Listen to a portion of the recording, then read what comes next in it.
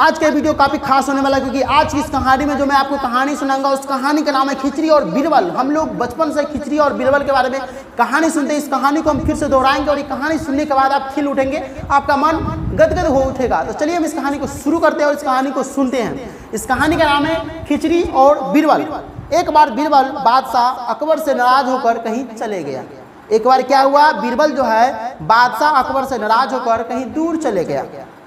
कुछ ही दिनों बाद अकबर को बीरबल की कमी खलने लगा। अब जब ये नवरत्न था अकबर के जो थे वह 9 नवरत्न में से एक बीरबल भी था। अब बीरबल नहीं था, बीरबल बुद्धिमान आदमी था, बुद्धिमान मंत्री था, इसका अब नहीं था, तो अकबर को ये कमी खिलने लगा।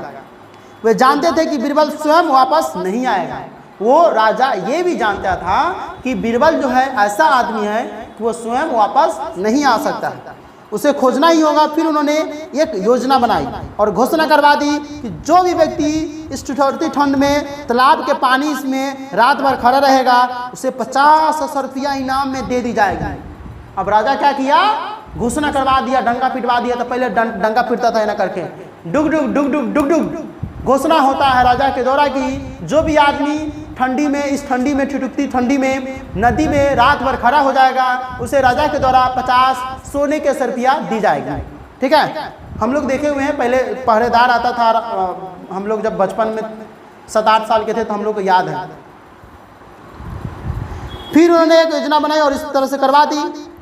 एक गरीब आदमी को पैसे की सख्त जरूरत था। इस बात को सुनने के बाद एक गरीब आदमी था, उसको पैसे की सख्त जरूरत था, इसलिए उसने इस कार्य को करने की ठान ली। अब गरीब आदमी जानते हैं कि मजबूर होता है, गरीब ईमानदार होता है, मजबूर होता है, वो किसी भी काम को करने के लिए तैयार हो जाता है। अब क्या किया, पैसे के लिए क्या किया, उस काम को करने के लिए वो तैयार हो गया। अब देखिए आगे की कहानी में आपको बहुत मजा आएगा। वीडियो को पसंद जरूर है, अगर पसंद आता है तो लाइक जरूर कीजिएगा। अगले दिन शाम को उस गरीब आदमी ने तालाब के पानी में प्रवेश किया और सारी रात पानी में ठुठुरता रहा, करता रहा। बादशाह ने उस पर निगरानी रखने के लिए पहरेदार को लगा दिया। सवेरा होने पर पहरेदार ने बादशाह को बताया कि सर्दी के मौसम में भी किस प्रकार वो बेचारा गरीब आदमी पूरी रात ठुठुरता हुआ तालाब के पानी में खड़ा रहता, भर रात कर रहा है, पूरी रात कर रहा है ससुराल। गरीब आदमी पूरी रात ठिठुरता हुआ तालाब के पानी में खड़ा रहा। बादशाह ने उस गरीब को बुलाकर पूछा, किस प्रकार तुम इतनी ठंड में रात भर तालाब में खड़े रहे? क्या तालाब के पास कोई दीपक जल रहा था क्या? अब राजा बोल रहा है, देखो तुम हमारे साथ धोखाधड़ी मत करो। सबसे पहले ये बताओ कि इस ठंडी में तुम रात भर इस तालाब में पूरी रात कैसे रह गया? क्या कोई वहां पर दीपक उपक आग उग तो नहीं जल रहा था जिसे तुम ठंडा ताप ताप कर रहा पूरी रात वहां पर रह गए हो? हाँ सरकार, गरीब आदमी ने जवाब दिया। गरीब आदमी क्या किया, जवाब दिया, क्योंकि ईमानदार होता है। क्या तुमने उस दीपक की ओर देखा?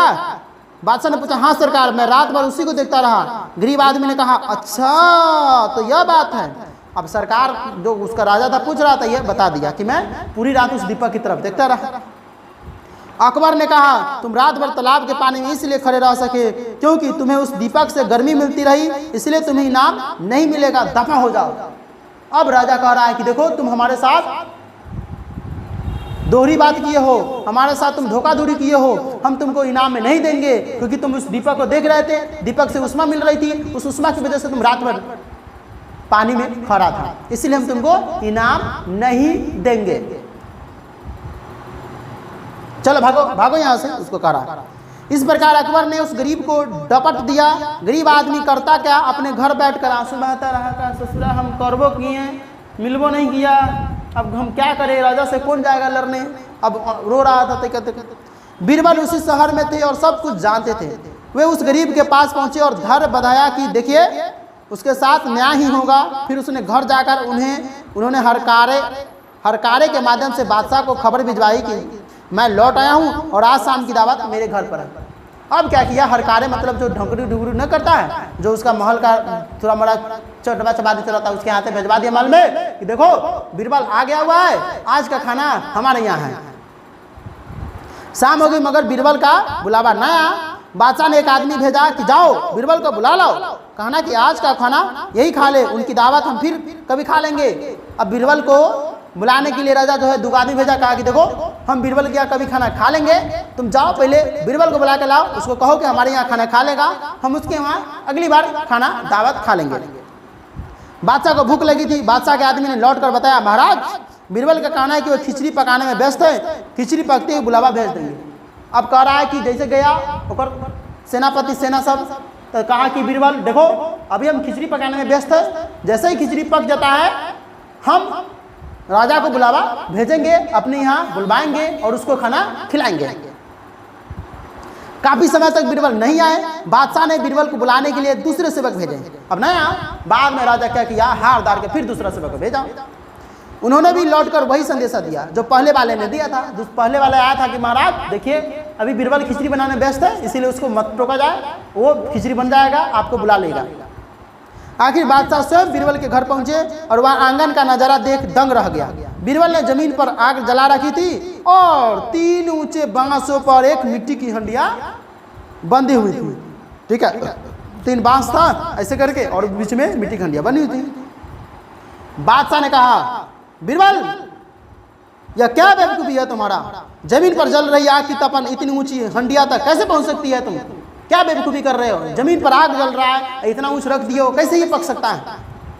क्या आज हमें भूखा मारने का इरादा है तुम्हारा क्या?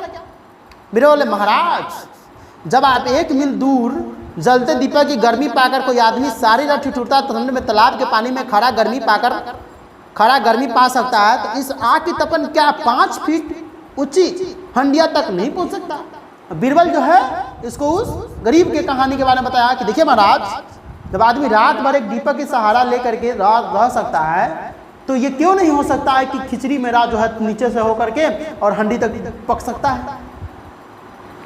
यह सब तो हमने तुम्हारी खोज के लिए किया था। हमें खुशी है कि हमारी तकरीब काम आई और तुम मिल गए। अब राजा कह रहा है, देखो ये सब खोज जो है हम तुम्हें खोजने के लिए किए थे, तकरीब निकाले थे, उपाय निकाले थे, ताकि हमारा बीरबल इस बात को कहीं ना कहीं सुनता होगा और न्याय दिलाने के लिए हमारे पास जरूर आएगा, और तुम मिल गए।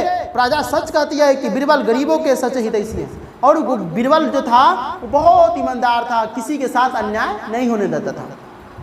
कहकर बादशाह ने बीरबल को गले लगा लिया और उस गरीब को 500 असरफिया इनाम में देकर के विदा किया। 50 असरफिया था पहले किया हुआ, लेकिन अब उस गरीब को 500 सोने की असरफिया देकर के उसको विदा किया। शिक्षा, इस कहानी से शिक्षा मिलती है कि किसी के घोर परिश्रम को मूल्यहीन नहीं समझना चाहिए। अगर कोई आदमी खूब परिश्रम कर रहा है और हम उसे पैसा देने के बजाय उसे छुटकार करके बिलगा देते हैं, तो ऐसा नहीं करना चाहिए। आजकल मजदूरों के साथ खास करके ऐसी होती है, तो मजदूर लोग जो भी काम करते हैं उसी पसीना सूखने से पहले उसकी पैसा मिल जानी चाहिए, ऐसा मेरा मानना है। बाकी आप लोग क्या सोचते हैं नीचे कमेंट करके बताइएगा, और वीडियो पसंद है तो वीडियो को लाइक कीजिएगा, चैनल को सब्सक्राइब कीजिएगा, वीडियो को अधिक से अधिक शेयर कीजिएगा।